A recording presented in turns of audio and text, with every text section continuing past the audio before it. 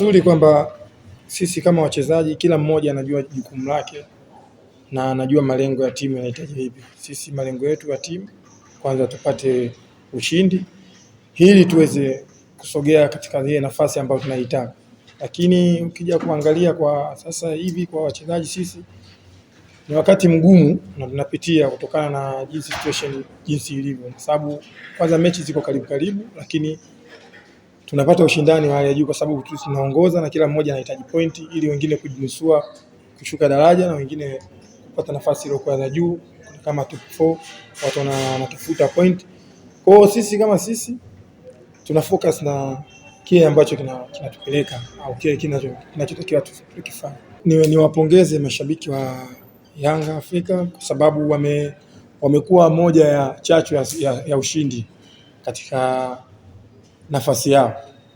Mimi naendelea kuwaomba waendelee kuwa na moyo huo, wasikate tamaa. Ligi ndio kwanza kama inaanza kwa sababu mechi hizi za mwisho zinakuwa zina ugumu wake.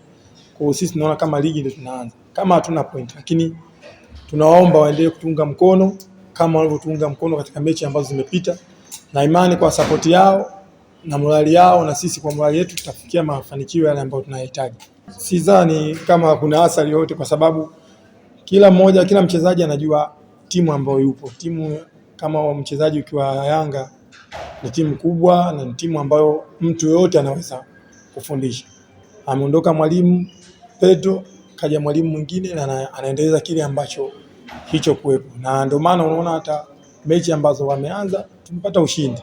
Sio kwamba yule ambao alikuwepo alikuwa tupate ushindi, lakini tunaendelea kile ambacho tulikuwa tumekiishia.